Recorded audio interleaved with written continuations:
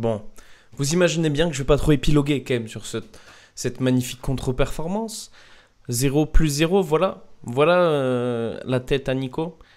Passer de héros à 0. C'est un peu le sentiment général, un peu quand on voit où on en est.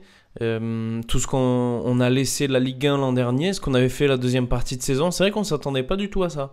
Dimanche dernier, 0 but. Jeudi, le PSV, 0 but. Aujourd'hui, 0 but. 1 point en Ligue 1 en 2 matchs sur 6 contre Brest et Reims. C'est l'approximation la plus totale dans cette équipe. Apparemment, on fait tourner. Bon, d'accord, on fait surtout rien en fait. Je n'arrive pas à voir Jacobs, ce qu'il fait, Boadou. Je ne comprends rien. Je ne comprends pas les recrues. Autant j'étais plutôt optimiste. Après Clermont, par exemple, après le hold-up qu'on fait à Eindhoven. On est presque à mi-novembre. On a des opportunités de recoller au classement. Et ce qui est dommage, c'est que c'est exactement les mêmes conneries qu'on fait l'an dernier, en première partie de saison. Et surtout, ce sont les conneries qu'on n'est pas garanti en deuxième partie de saison que ça aille mieux. Et c'est ça un peu qui m'inquiète.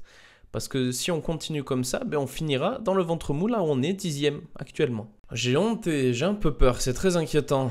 Je me souviens même plus du dernier but qu'on a mis. En fait, on est dans un désastre offensif et c'est terrifiant. Là, on est vraiment dans le plus terrifiant des scénarios. Vous me direz, oui, défensivement, on prend pas de but, mais en même temps, on fout rien devant. Donc, on s'expose pas de contre ou quoi que ce soit. Donc, encore heureux, en fait.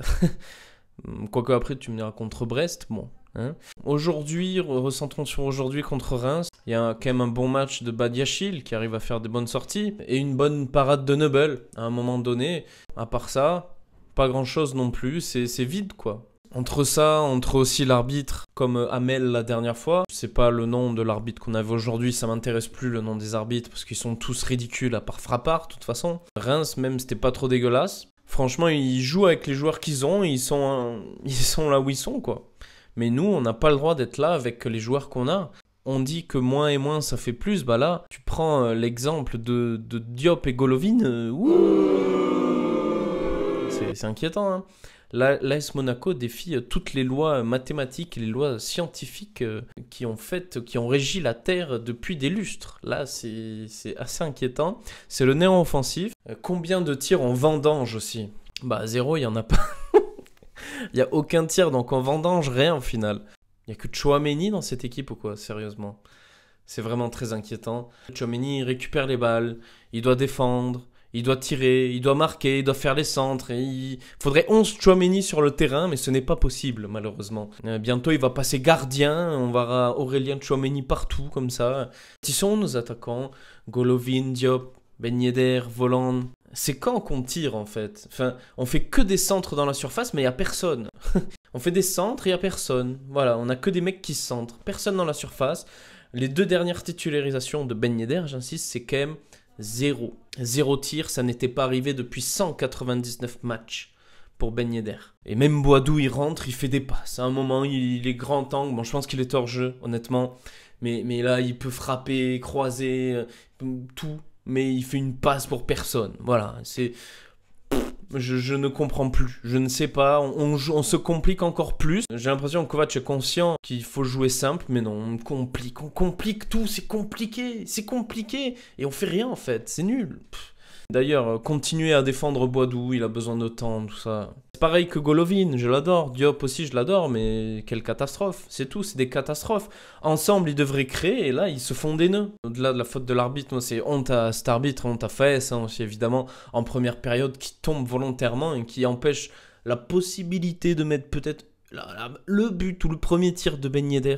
Ou Kasama, là aussi, qui fait que tomber, il tombe 4 fois, il attend, mais si à la 60e, t'es fatigué, sors et arrête de casser le cul, franchement. Bref, il n'y a rien qui va, franchement, c'est terrifiant, il n'y a rien qui va, tout est nul. Je tempère encore en me disant que peut-être que si l'arbitre n'avait pas sifflé, Ben Yedder aurait peut-être marqué, ça aurait fait un match différent. Bah, il y a toujours un arbitre français pour foutre de la merde, là. Je répète encore, comme j'avais dit dans la dernière vidéo, les arbitres français sont sans doute les pires au monde. Ce sont les pires arbitres au monde.